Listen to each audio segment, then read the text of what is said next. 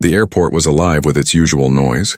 Rolling suitcases, scattered boarding calls, and tired voices asking for directions. But around gate C12 the sound began to thin out as though air itself held its breath. Two figures stood at the gate side by side. Maya and Zora. 16. Identical in height, in braids, in the sharpness of their stillness. The world didn't see twins first. It saw black skin, and the man in the navy blazer, his badge glinting with the word Colin, lead agent, saw something else entirely. A chance to show control. He raised his hand before they could pass the scanner. No warning, no explanation.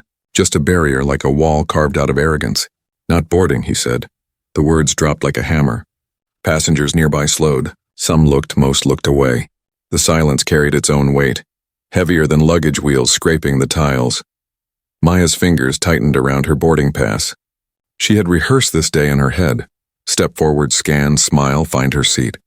What she hadn't rehearsed was this, the way her dignity could be stripped in one sentence. "Our seats are confirmed," she said, but her voice was softer than she wanted. Colin leaned forward, lowering his tone as though secrecy made it righteous. "Not boarding." Behind him the departure screen glowed green. Passengers filed in, avoiding the twins' eyes. Discomfort travels faster than sympathy. Zora shifted. "Why?" she asked, though her gut already knew the answer. "Security review." "Random," Colin replied, his mouth barely moving. The lie was loud enough for everyone. People knew what random meant. People knew who it almost always meant. Yet no one stepped closer. A stroller rolled by. A man in a suit adjusted his watch. Pretending not to notice became its own performance. Maya pulled out her phone, the airline app glowing bright with a green check mark. "We cleared security twice," she said. Colin didn't look. His eyes scanned their faces instead, pausing at their hair, then drifting past them, dismissing them as though they were fog in his way. Another agent approached, a woman with lips pressed tight, her expression polished into compliance. "Please step aside," she instructed. The twins didn't move. "We've been here since 5 in the morning, Zora said. The woman only repeated herself. "Step aside. You're obstructing." Her voice lacked emotion, but her stance was sharp, rehearsed. Passengers nearby leaned closer, pretending they weren't listening. A boy in a baseball cap slid his phone half out of his pocket, screen tilted toward the scene. The glow of recording lit his knuckles. Maya's breath slowed. She asked what they had both been holding inside. "If we were not black, would we be boarding right now?" The words cracked the air. Conversations faltered. A mother clutched her child's hand tighter. The boy in the cap lifted his phone higher, this time openly. Colin's eyes narrowed. "That's an accusation," he said. "It's a question," Maya replied. A radio hissed on the woman's hip. The words were coded but clear enough. "Hold 2 passengers, repeat. Hold." The sound was meant for staff only, but it spilled into the air like gasoline. Colin tapped the desk with 2 fingers, slow, deliberate. "We're following policy," he said. "Show it," Zora demanded. "It's internal." "Then read it," Maya pressed. "Not required." The steel door leading down the jet bridge groaned shut. Overhead the monitor shifted, boarding closed. For a moment the airport seemed to tilt. The sound of the plane backing away, distant and metallic, spread like thunder over the crowd. The door had become a wall between them and the world they earned a right to enter. "You closed the door on us," Maya whispered. "You refused to step aside." Colin countered. Zora's voice was steady even as her hands trembled. "We refused to disappear." A TSA officer approached, his hands resting lightly at his belt. He looked more curious than concerned. "Everything okay here?" "Security hold," Colin said quickly. The officer frowned. "What's the reason?" "Internal," Colin repeated. That word, internal, hung in the air like a shadow no one could see but everyone could feel. Maya's jaw tightened. They could let it end here, let it become another invisible scar. Or they could risk something bigger. She pulled her phone from her pocket. Zora's hand darted out. "Don't," Maya shook her head. "I have to." The call connected after 2 rings. The voice on the other end was calm, grounded. "Maya?" "Dad," she said, her voice breaking against the silence. "They won't let us board." The air shifted around the gate. The crowd leaned in without meaning to. "Who is they?" the voice asked. "The gate agent." Flight 218. We cleared security. They closed the door. On the line there was silence, then the faint sound of keys clicking. "Put me on speaker," he said. Maya tapped the button. His voice filled the gate, soft but sharp. "This is their father. My daughters have valid tickets. They passed every check. You denied them boarding. Please state your names for the record." Colin's throat bobbed. He forced his voice steady. "Sir, this is an internal matter." "Name," the voice repeated, cutting through the air like a blade. Colin hesitated, then muttered, "Colin." "Lead agent." The woman's lips parted reluctantly. "Alyssa." "Thank you," their father said. "Now restore their boarding or explain on record the written policy that justified this denial." The passengers shifted. The boy with the cap was filming openly now. His hand shook slightly, but the lens stayed fixed. Colin's tablet pinged. His eyes dropped. Color drained from his cheeks. Alyssa's radio crackled with frantic instructions. Words like audit and compliance spilled into the static. The overhead speakers came alive. A metallic voice announced, "All flights at Concourse C are delayed until further notice." Gasps spread through the crowd like ripples in water. A pilot in uniform appeared again, his eyes darting between the sealed door and the silent agents. "What is happening?" he demanded. Colin said nothing. Maya gripped the phone tighter. "Dad, what did you do?" His answer was calm, almost whispered. "I asked for fairness." The silence grew thicker. Colin finally leaned forward, his voice trembling. "Who are you?" And the reply landed like stone in water, breaking the world into before and after. "CEO of the company you fly." The airport carried a strange stillness. The announcement about delayed flights echoed again, sterile and unbothered, but the people at gate C12 weren't the same anymore. Some stood frozen, others clutched their phones like lifelines, every face tilted toward the twins.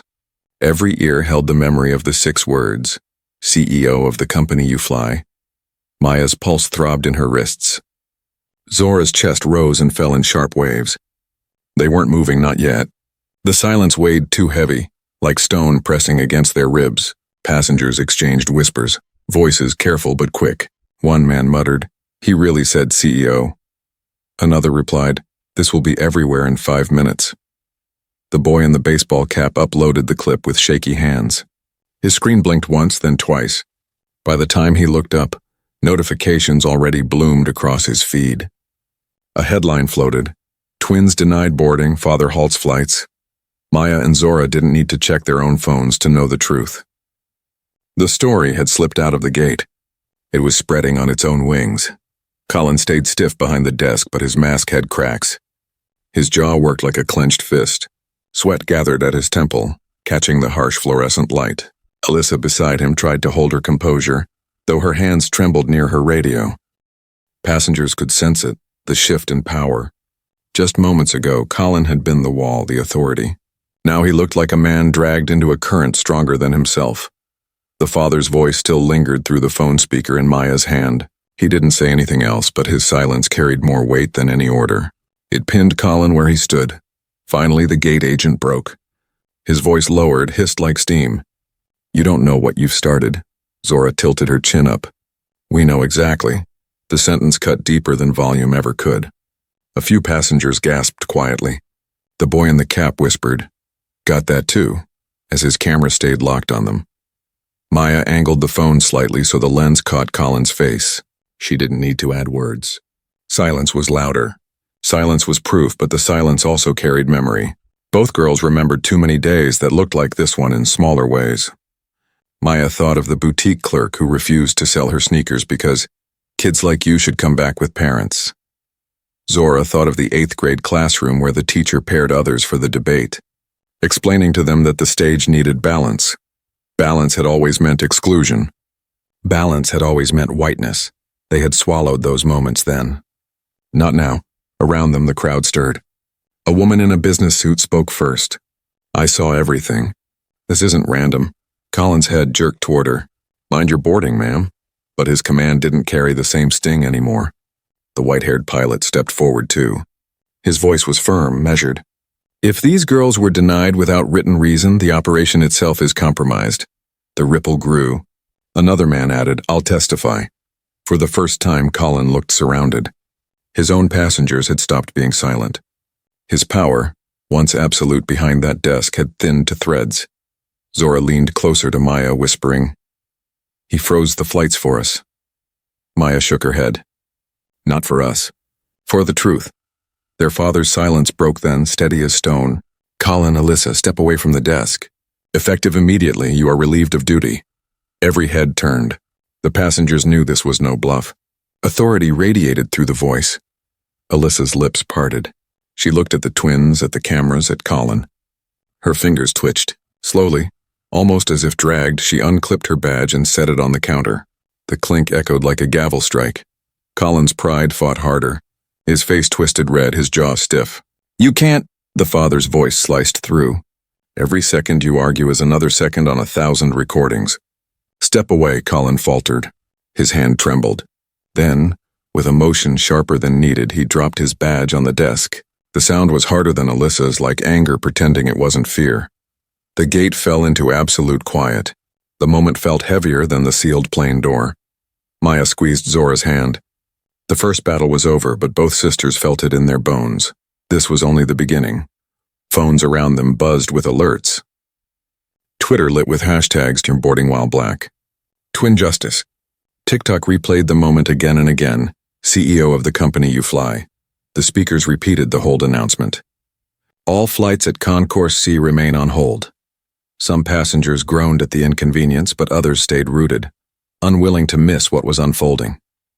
They were witnessing more than a delay. They were witnessing exposure. Colin stood stiff, stripped of his badge but not of his arrogance. He bent close once more, voice harsh, whispering so only the twins might hear. "They'll say you lied. They'll say you pulled the race card. The world won't stay on your side." Maya didn't flinch. Her words came out sharp, steady. "Funny, you already proved we didn't." Zora added, "The camera doesn't lie. But your silence does." The agent's breath stuttered, but he said nothing more. The crowd's silence became judgment. Dozens of eyes pinned him where he stood. Cameras caught every tremor in his face, every blink too long, every bead of sweat sliding past his jaw. The girls realized the moment wasn't about Colin alone. It was about every silent hand that had pushed them aside before, every smile masking suspicion, every internal matter used to bury complaints. This time the silence wasn't theirs to swallow. Zora straightened her shoulders. Maya lifted her chin. They weren't just passengers anymore. They were witnesses, and the world was watching with them. The gate's air grew thick, heavy with unspoken truth. Colin finally stepped back. Alyssa had already moved away, folding into the crowd like she wanted to disappear. The pilot exhaled softly, as though a verdict had been reached. "Justice starts in small rooms," he murmured, not to anyone in particular. The twins caught his words.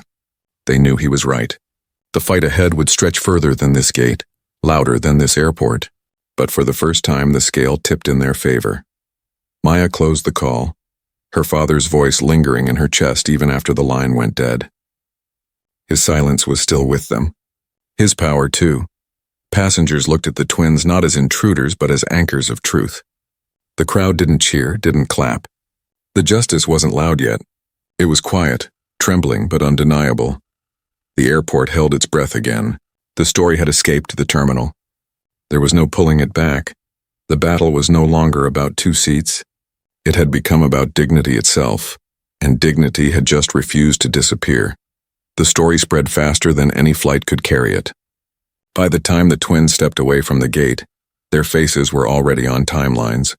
Their voices looped on countless screens. The clip replayed everywhere. The pause, the silence, then the line that cracked like thunder. CEO of the company you fly. Strangers across the country watched in buses, cafes, bedrooms. Some gasped. Some shook their heads. Others smiled with the kind of satisfaction that comes when power is forced to face itself in the mirror. But the twins didn't smile. They knew too well that exposure was only the beginning. Maya felt the phone buzz in her palm. Messages poured in, friends, classmates, strangers. Screenshots of hashtags when boarding while black. Twin Justice. Zora leaned over her shoulder. "It's everywhere already." Maya's voice was flat. Everywhere isn't the same as safe. A TSA officer shadowed them, guiding them toward a side-seating area. His posture was calm, but his presence was a cage. "You'll need to wait here," he said. "For what?" Zora asked, Investigation. Maya met his eyes. Or containment. The officer didn't answer. He only stepped back, folding his arms, watching. The girls sat side by side, their backpacks pressed against their knees. Around them, passengers tried to act casual, but their glances betrayed them. Phones angled discreetly, capturing shots.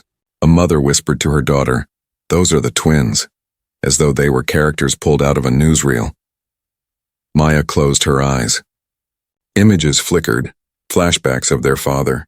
She remembered the nights he came home exhausted, tie loosened, voice heavy as he explained how another complaint had been filed, another case under review.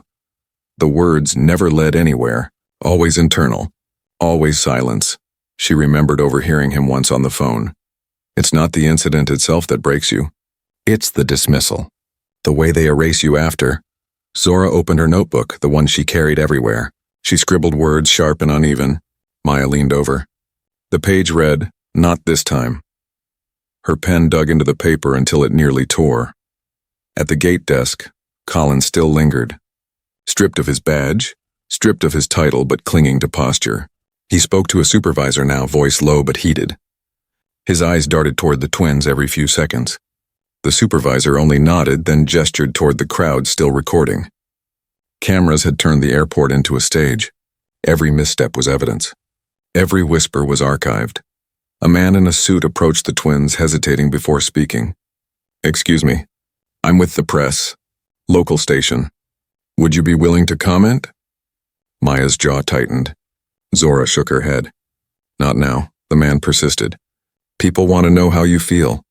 Maya's voice was quiet but sharp. "They should already know." "They felt it too." The reporter stepped back. The words themselves became the comment. Nearby, a group of passengers murmured. One man scoffed. "Flights delayed because of some kids with a phone call?" A woman replied sharply, "Because of racism. Don't reduce it."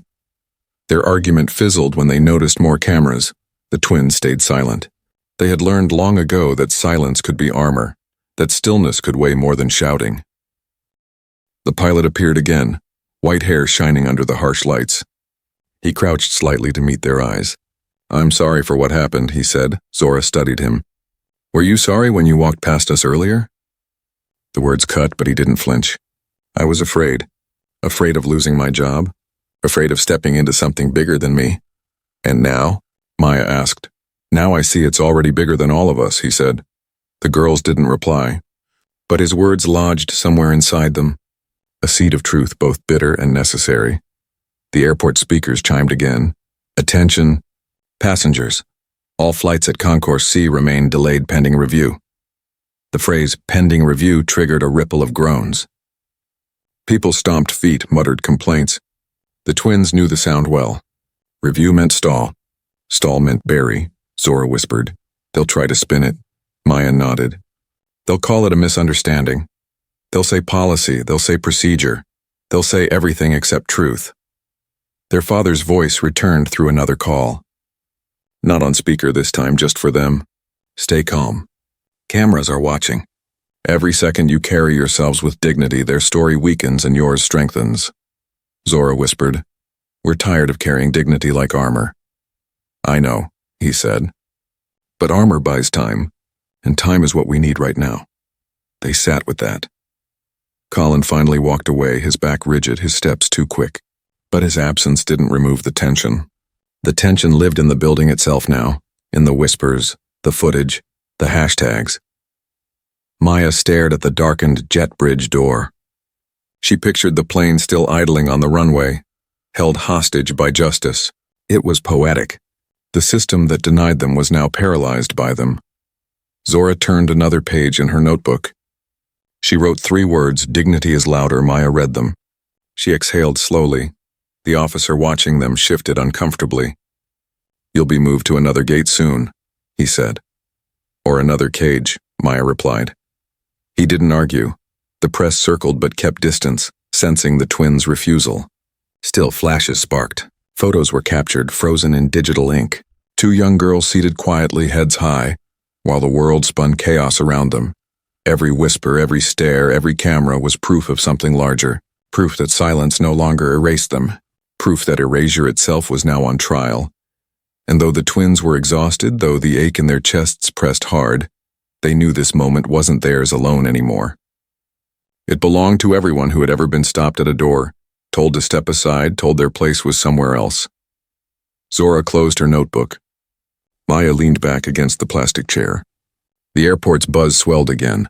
Mutters, groans, cameras clicking. The sisters remained still. Stillness was their weapon now. The investigation would come. The spin would follow. But the truth had already leaked through the cracks, spilling everywhere, and once truth escapes, it never goes back into silence. The terminal lights never dimmed, but the night outside pressed black against the windows. Hours had stretched since the door closed, yet the weight of the moment had only thickened. Passengers shuffled between seats, restless, frustrated, whispering about refunds and delays. Still, eyes kept drifting toward the twins as if gravity itself pulled attention their way. Maya sat rigid, phone clenched in her palm. Zora leaned forward, elbows on her knees, notebook open again, though she hadn't written a word. The world kept circling them, but their silence remained unbroken. The officer who had been assigned to watch them returned with bottled water. He placed it on the plastic table, his face careful. "You should drink," he said. Zora stared at him. "Is that an order or advice?" He hesitated. "Advice." Maya finally reached out and took the bottle. She twisted the cap but didn't sip. She only let the plastic crackle in her hand, a sound sharp enough to echo. Phones buzzed again. Notifications bloomed. The story had reached national headlines now. Twin sisters denied boarding. CEO father intervenes. Every outlet spun its own headline, but the footage was undeniable.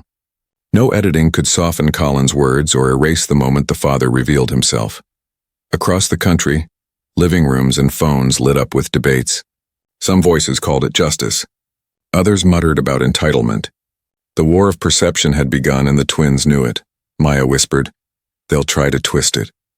Zora answered, "They always do." Another memory rose, sharp and unwelcome. They were 13, standing at the school library desk. They'd each checked out a book. The librarian scanned Zora's card, frowned, and asked, "Is this really yours?" The words dripped doubt, as if possession itself required proof. Back then they had said nothing. But the silence had burned. That silence followed them now. Except this time the world was watching. The white-haired pilot returned once more, his expression softened but drawn. He crouched near them again. "There will be hearings," he said. "Investigations. You may be asked to testify." Zora looked at him steadily. "And if we say no?" He paused. "Then they'll bury it," Maya asked. "And if we say yes?" "Then you'll be marked, scrutinized, pulled apart." The twins exchanged a glance. They already knew the answer. Silence hadn't saved them before. It wouldn't save them now. Across the gate, Alyssa sat hunched in a corner chair. Her badge gone, her hands limp in her lap. A woman approached her quietly, asked something, received no answer. Alyssa's eyes were red, fixed on nothing. Colin was nowhere to be seen. But his shadow lingered. People muttered his name. His face circulated online, split screen beside words like discrimination and abuse of power. The system had begun to eat its own. The officer's radio crackled again. Words too faint to hear. He listened, nodded, then turned toward the twins. "You're being moved." Maya stiffened. "Moved where?" "Conference room. Senior management wants statements." Zora rose slowly. "Statements or silence?" He didn't answer. The walk through the terminal was a parade. Passengers stopped mid-step. Phones lifted, capturing the twins escorted down the corridor. Some clapped quietly, others shook their heads. Every reaction became part of the record. The conference room was stark. White walls, a long table, too many chairs. 2 senior managers waited. One wore a dark suit, his hair slick. The other was younger, her blouse neat but her eyes restless. "Please sit," the man said. His tone was smooth, rehearsed. The twins remained standing. The woman cleared her throat. "We want to apologize for your experience," Zora asked. "Apologize or contain?" Silence stretched. The man shifted in his chair. "We want to ensure fairness." Maya's voice sharpened. Fairness would have been boarding the plane. Fairness isn't hours later in a back room. The woman tried again. "These things are complicated." "Not complicated," Zora said. Just repeated. The managers exchanged a look. Their strategy was clear. Minimize, dilute, wait for the moment to cool. But the twins had learned too well that cooling meant erasure. Maya leaned forward slightly. You can't bury this one. The man adjusted his tie. The public doesn't understand procedures. Zora's laugh was dry. The public understands a locked door in their face. The woman finally dropped her polite mask. Do you know what kind of storm this has created? Flights grounded, investors calling, headlines everywhere. Our father warned you years ago, Maya cut in. You didn't listen then, the woman froze. The man's voice wavered. Your father filed complaints? Zora's eyes narrowed. Many, always dismissed. Always internal. The word landed heavy. Even the managers flinched at its weight. The officer shifted at the door. Silence spread thick. The twins could hear the faint hum of air conditioning, the tick of the clock, their own breathing. Finally, Maya spoke softly. Dignity isn't granted by you. It's carried by us. And today the world saw it. Zora added.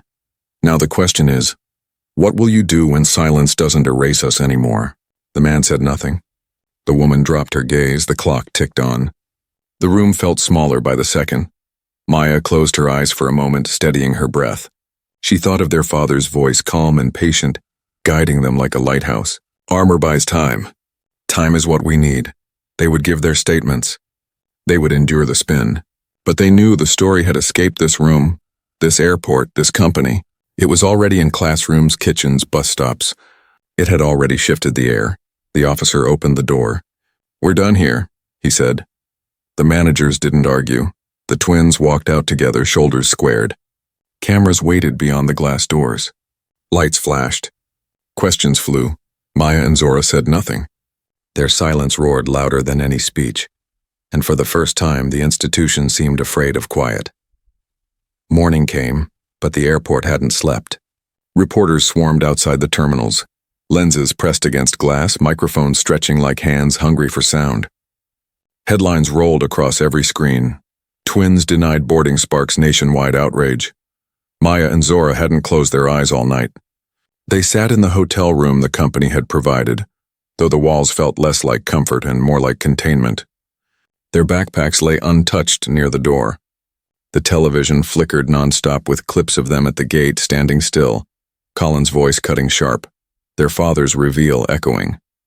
Zora muted the sound. They're using us as symbols. Maya leaned against the bed frame. Better than ghosts. Their phones buzzed constantly. Friends from school, teachers, strangers, all sending messages. Some cheering, some asking for interviews, others spilling venom. Entitled brats, playing the race card. Should have just obeyed. The world split into two sides overnight, and both had sharpened their knives. Their father called again.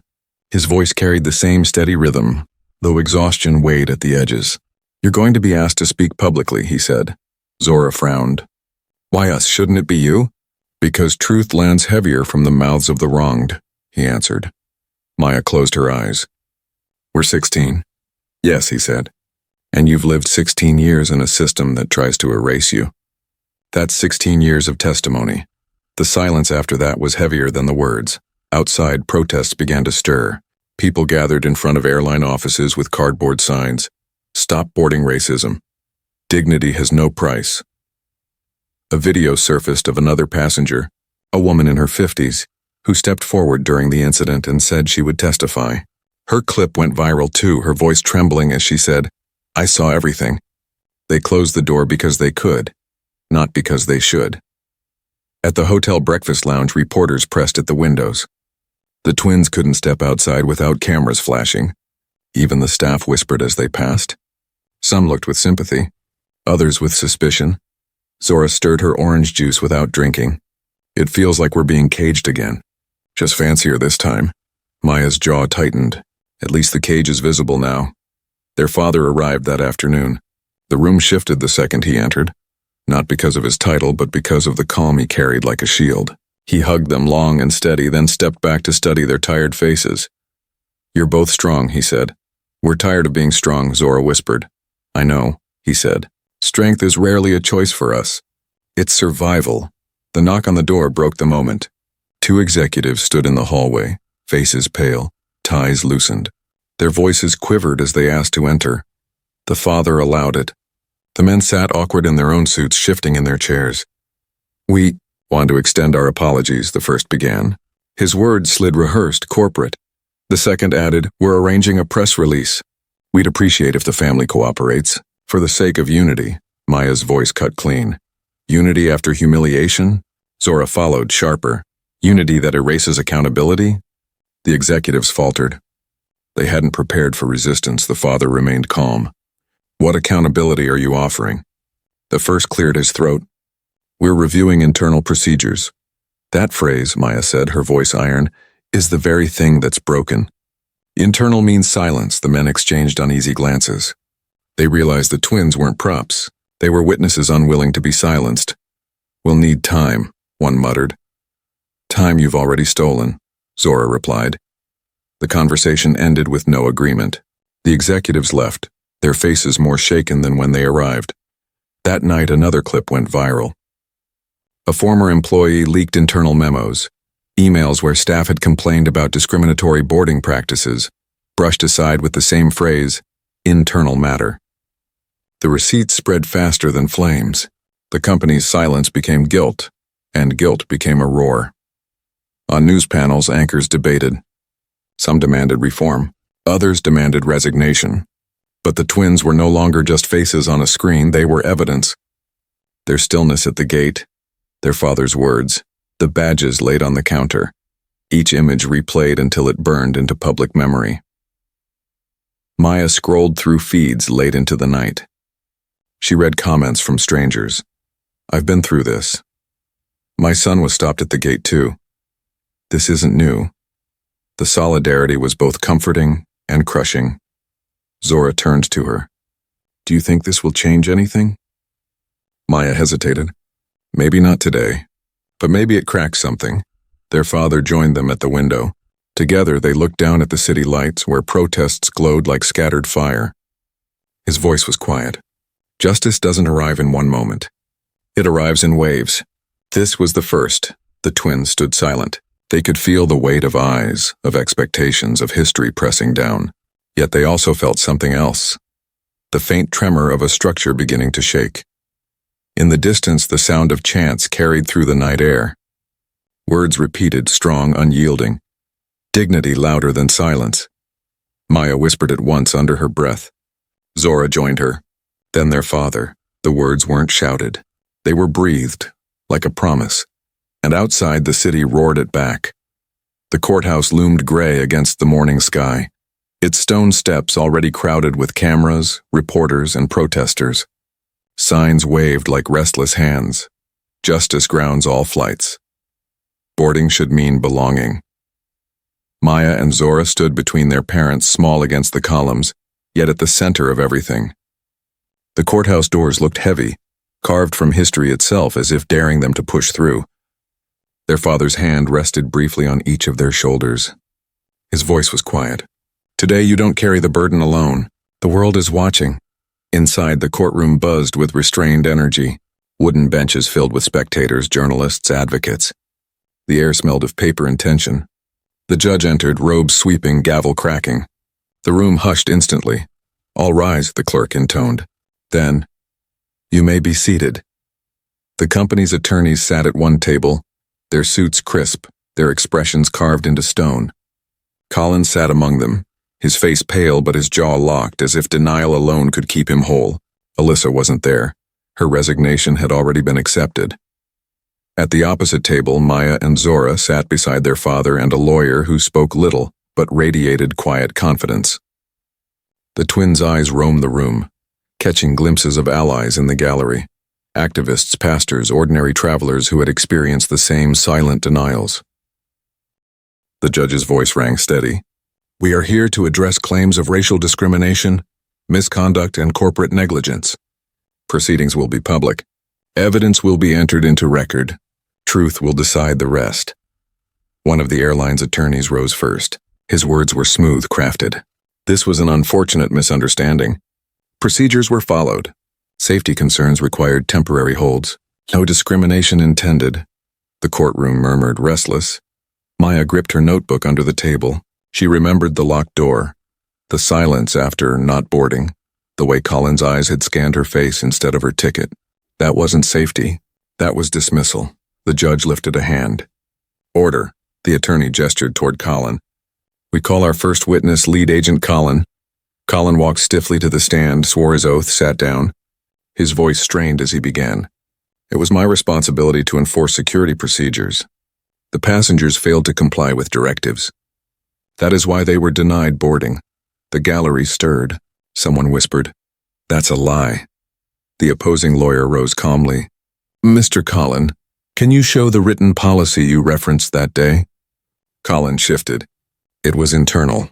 "Internal," the lawyer repeated. "Meaning undocumented?" Colin's jaw flexed. "Meaning not for public disclosure." "Then how can passengers comply with policies they cannot see?" Colin hesitated. "They should trust authority." The lawyer stepped closer. "Authority or prejudice?" Colin stiffened. "I don't discriminate." The lawyer slid a tablet onto the evidence screen. The viral clip played. The sound echoed through the room. Colin's voice, sharp and dismissive, followed by the father's reveal. Gasps filled the gallery, even though most had already seen it 100 times. Seeing it here in court under oath gave it new weight. The lawyer asked, "Is this your voice?" "Yes." "Is that your face?" "Yes." "Is that your decision?" Colin's voice cracked. "Yes." Silence thundered through the courtroom. The lawyer nodded, then returned to the table. No further questions. The airline's attorneys shifted uncomfortably. Their foundation had cracked. Now it was Maya's turn. She was called to the stand, her notebook clutched in her hand. The clerk swore her in. She sat, eyes steady, though her heart pounded against her ribs. The airline's attorney tried first. His voice softened, trying to paint her as a child. "Maya, isn't it true you became emotional at the gate?" "Yes," she said. "And your emotions may have clouded your perception?" She stared at him. "My emotions didn't close the door." His hand did. The gallery rippled with quiet approval. The attorney pressed on. "You could have stepped aside, correct?" She opened her notebook, reading from the words she'd written. "We refuse to disappear." Even the judge's eyes flickered, caught by the weight of the sentence. The attorney faltered. No further questions. Her own lawyer rose now. "Maya, what did you feel in that moment?" She looked out over the courtroom.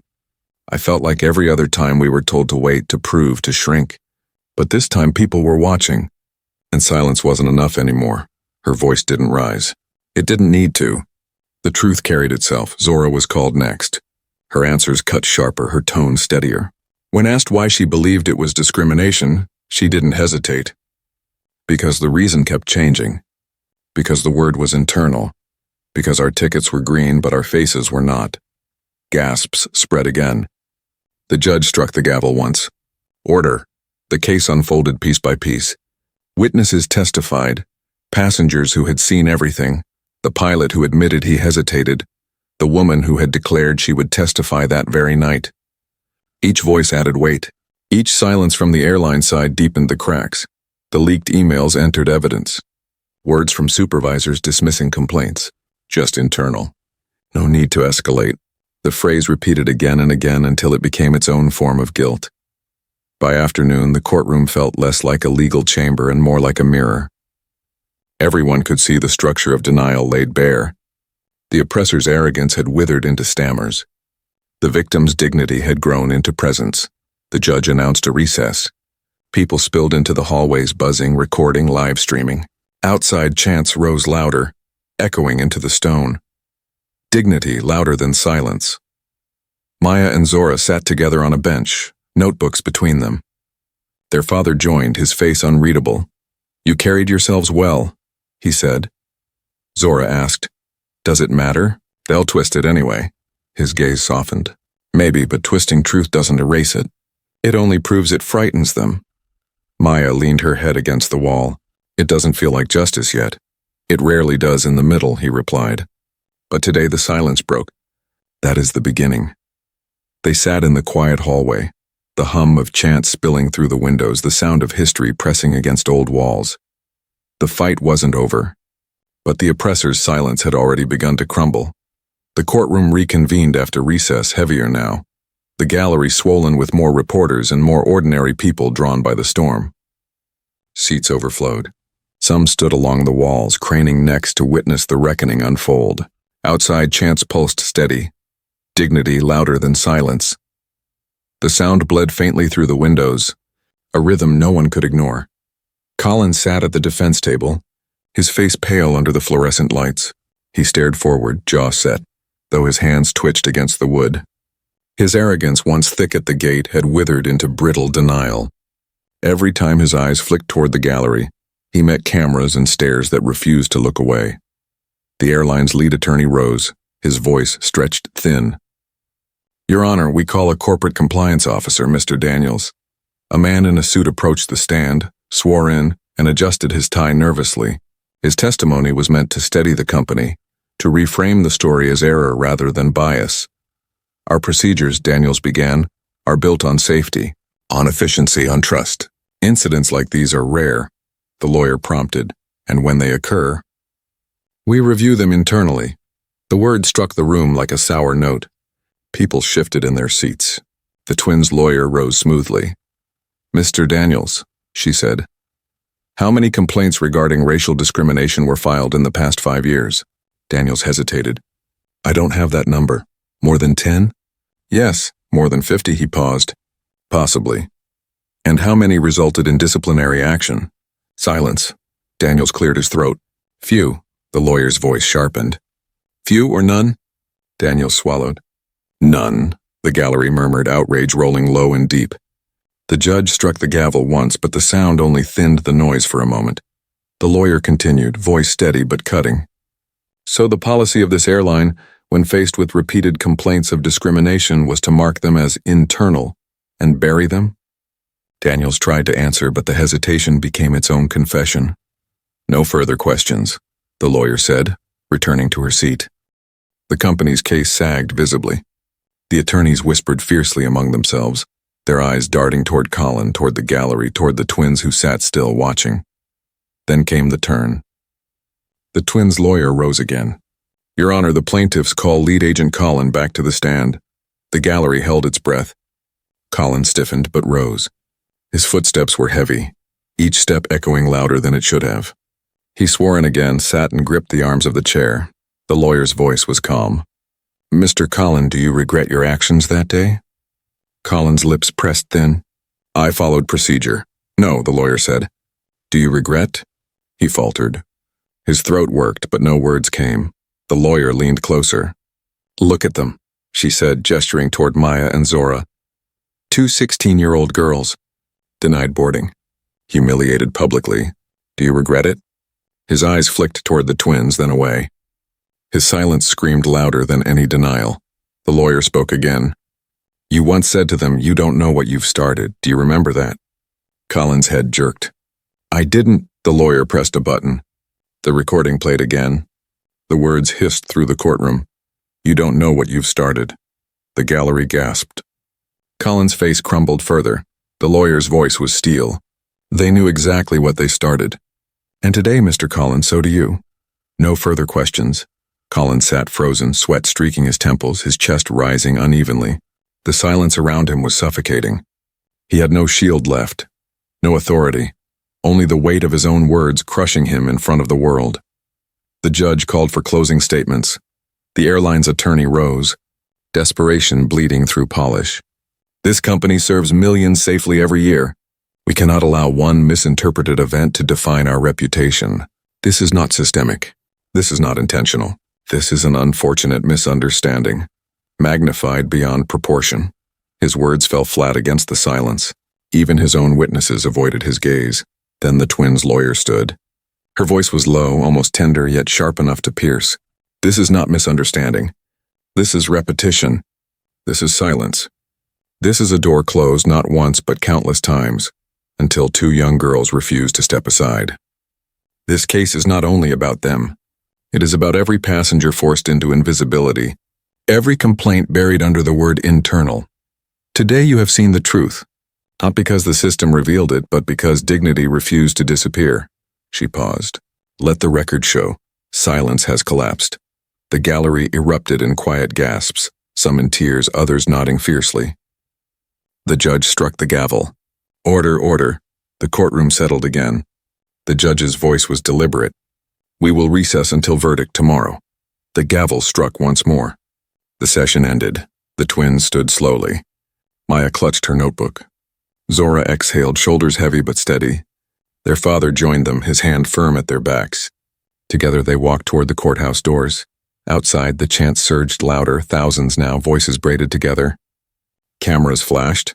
Reporters shouted questions, microphones thrust forward. The twins stepped into the storm without flinching. Zora whispered to Maya, unheard by the crowd. "Did you see his face?" "He broke." Maya nodded. They all did. Their father leaned close. The system never crumbles in silence. It crumbles in exposure. They reached the steps, the crowd parting slightly, the chants echoing. Dignity louder than silence. The girls didn't speak to reporters. They didn't answer questions. They only walked forward, stillness carved into them like stone. Their silence sharper than any headline. For the first time, it was the oppressors who drowned in quiet. The courthouse steps became a sea of faces. Reporters elbowed for angles. Protesters lifted signs higher, and cameras caught every flicker of the twins' expressions. Maya and Zora stood in the center, flanked by their father and their lawyer, the weight of the city pressing down on them. The chants outside merged into one thundering rhythm. Justice, justice, dignity. Microphones pointed like weapons. A reporter shouted, "Maya, Zora, what do you want to say to the public?" The twins exchanged a glance. Zora's lips parted, then closed again. Maya whispered, "Not yet." Their silence became its own headline. Inside, the jury deliberated. The next day, they would deliver a verdict. But tonight belonged to public reckoning, the kind that no court could contain. By evening, a press conference was announced. The airline's executives would speak. Crowds gathered in front of towering glass headquarters downtown. Floodlights blazed against the night, illuminating the podium set up in front of sliding doors. The company's logo glared above, sterile and unyielding. The twins and their family arrived, escorted by supporters.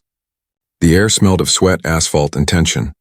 Protesters surged on every sidewalk, chanting, holding signs, live streaming to thousands watching worldwide.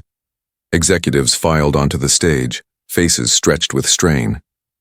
The CEO, father of Maya and Zora, stepped into view, not with arrogance, but with the stillness of a man carrying years of silence. The crowd roared, then hushed, waiting. He leaned toward the microphones. "I stand not as an executive tonight, but as a father. My daughters were denied dignity in plain sight. What you all witnessed is not an isolated mistake. It is the echo of every buried complaint, every silenced voice. Tonight I will not defend this company. Tonight I will demand its change." The crowd erupted, chants rising like waves. Some cheered, some wept, some simply lifted their phones higher. Colin appeared at the edge of the stage, pushed forward by handlers, his face ghost pale under the lights. Cameras zoomed in.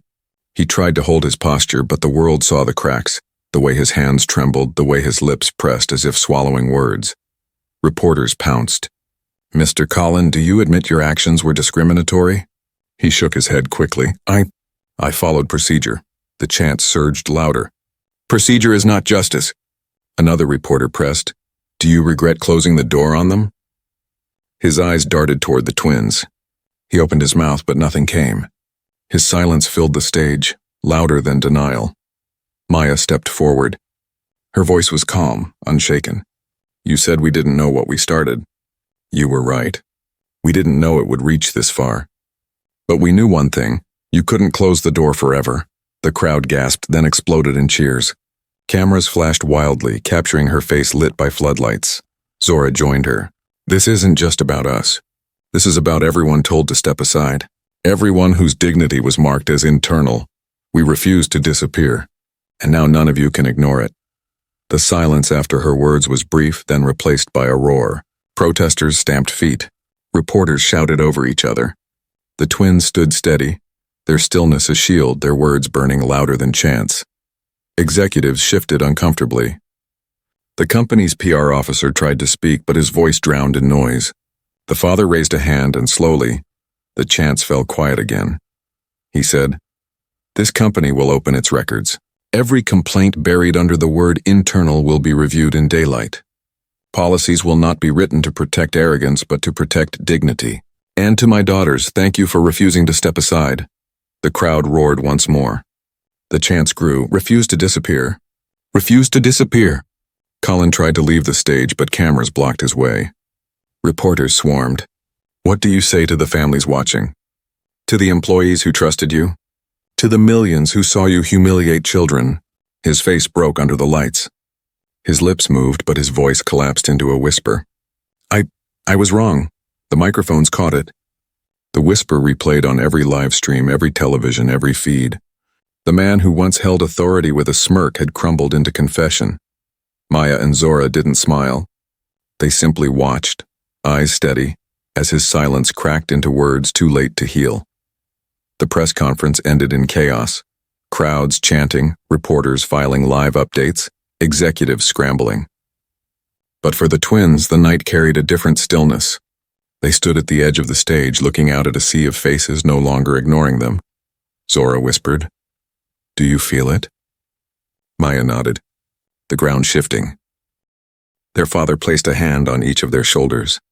This is not the end. This is the beginning of change.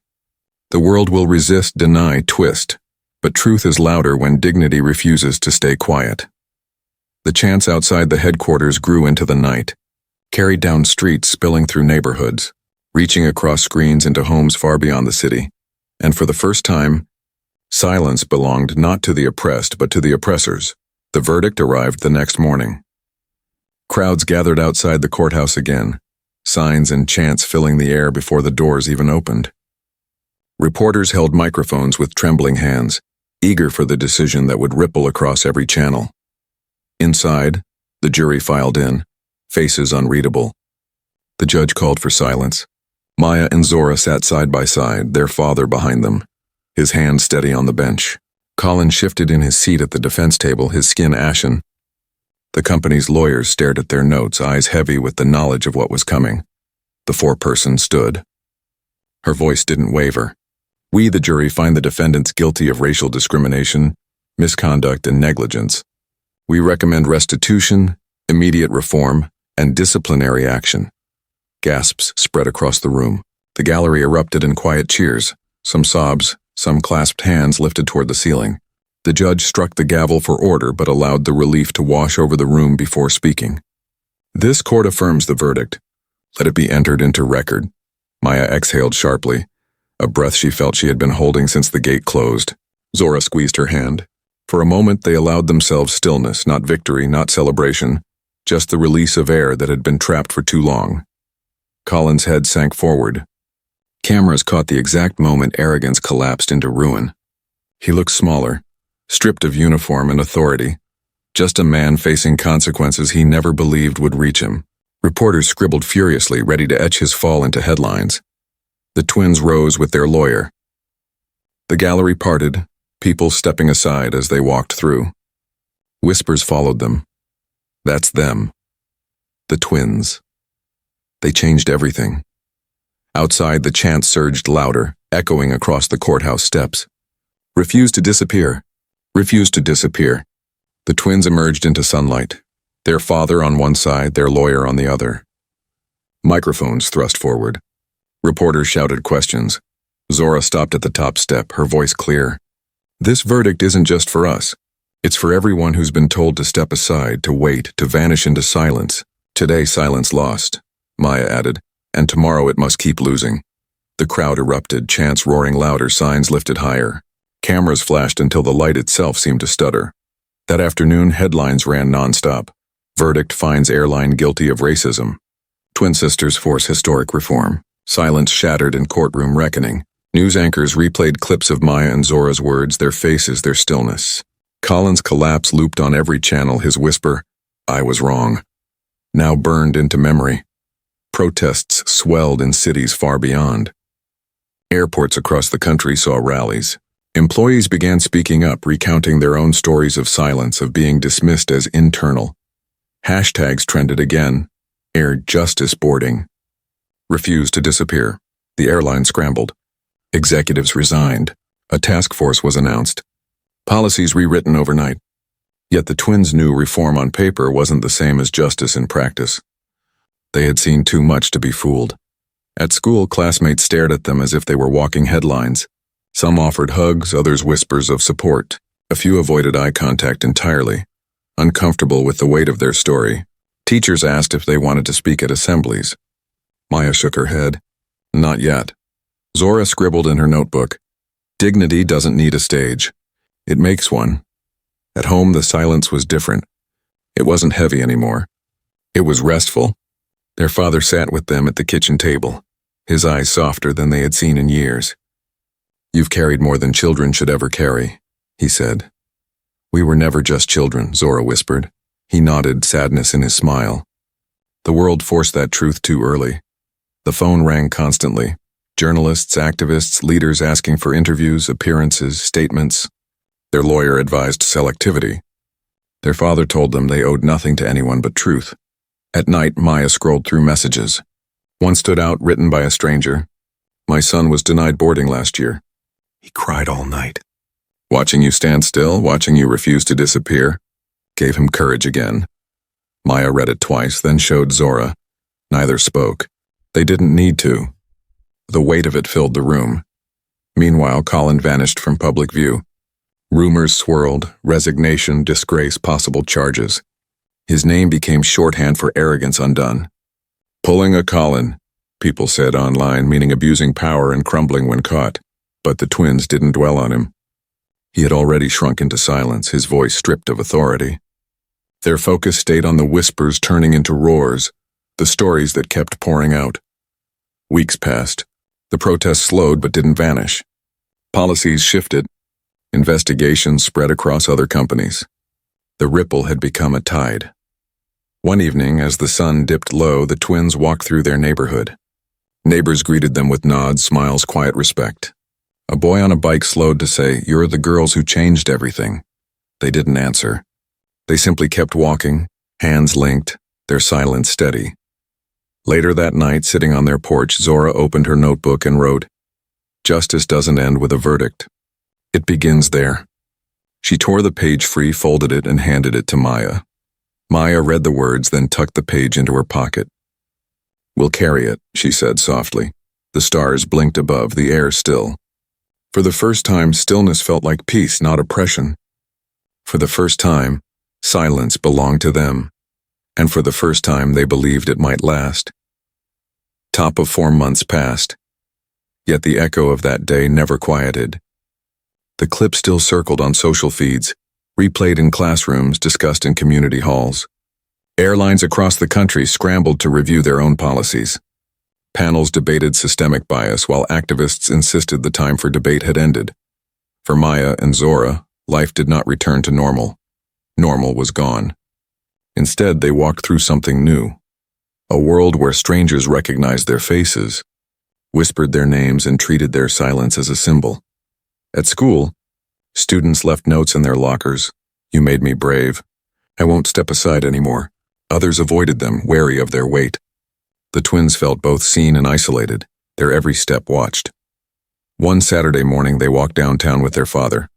The city hummed with quiet life, but billboards still bore headlines, "Dignity louder than silence." A mural painted on a brick wall stopped them cold. 2 girls, painted in broad strokes of black and gold, standing hand in hand before a closed gate. Below, in sharp letters, "Refuse to disappear." Zora whispered, "We've become art." Maya frowned. "Or target." Their father's gaze lingered on the mural. "Symbols carry both. But remember, you were never created to be symbols. You were forced to be." They walked on. Weeks later, the airline announced sweeping reforms. A new division dedicated to equity, mandatory retraining, public acknowledgement of past failings. Executives resigned quietly, replaced by faces eager to repair. Colin's name appeared once more, stripped of title, facing civil suits, drowning in his own silence. When reporters asked the twins for comment, they gave none. Their silence became sharper than words. At home, nights grew calmer. No more phones buzzing nonstop, no more cameras outside. Their mother cooked dinner again without interruptions. Their father sat at the table, finally not as CEO, but simply as dad. They ate in peace, though the air still carried memory. One evening, Zora asked, "Do you think it's really changed?" Her father paused, setting down his fork. "Change isn't a switch. It's a wave. Sometimes small, sometimes large. You pushed it forward. It will carry, Maya added softly, and it will crash too. Yes, he said, but the crash clears space for more. In the weeks that followed, community meetings sprang up. Churches, schools, youth centers invited the twins to speak. They refused most invitations, but one night, they agreed to attend a gathering at a local library. The room was packed, families, teenagers, elders. When the twins entered, silence fell. They stood at the front, not behind microphones, but in front of ordinary chairs. Maya spoke first. We're not leaders. We're not heroes. We're just daughters who refuse to step aside. Zora continued. You don't need cameras or courtrooms to resist. You need stillness. You need dignity. You need to say no when silence demands your obedience.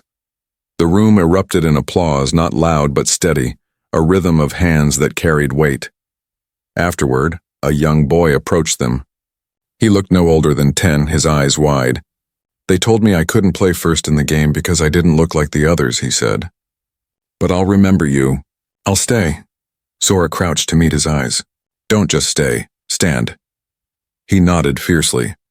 The weeks bled into months, the story fading from headlines but settling into memory. The world moved on as it always did, but something remained. The mural stayed on the wall. The hashtags lingered. People whispered the phrase refused to disappear like a prayer. 1 year later, the twins returned to the same airport. Gate C12 looked unchanged. Metal desks, harsh lights, polished floor. But this time, people looked at them differently. A flight attendant smiled softly. A TSA officer nodded with respect. Even the hum of the crowd seemed quieter, aware. Maya and Zora stood side by side, boarding passes in hand. The scanner beeped green. No hesitation, no wall, no delay. They stepped through the gate, the door opening not as a privilege but as a right. Inside the plane they sat together, watching as passengers filed past. Some recognized them, offering quiet nods. Others glanced and looked away, uncomfortable but aware. The twins said nothing. The plane lifted into the sky, engines roaring, clouds parting. For the first time, the twins felt weightless, not because of flight, but because they had carried the weight of silence and finally set it down. As the city shrank below, Zora opened her notebook. She wrote a final line, then passed it to Maya. Justice is not loud. Justice is steady. Justice is refusing to disappear. Maya read it, then looked out the window at the endless stretch of sky. Her reflection in the glass merged with the horizon. She whispered, barely audible, "We are still here." Zora closed her eyes, leaning against the seat. Their father, seated across the aisle, heard the words and smiled quietly. The engines hummed, the clouds shifted, and the silence wrapped around them. Not as erasure, not as oppression, but as peace. The story had begun with a door closing. It ended with one opening, and Maya's voice lingered, simple and final, carrying the weight of everything they had endured. Dignity doesn't beg to be seen. It stands. And it stays. Top of form, bottom of form, bottom of form, top of form, bottom of form, top of form, bottom of form, top of form, bottom of form.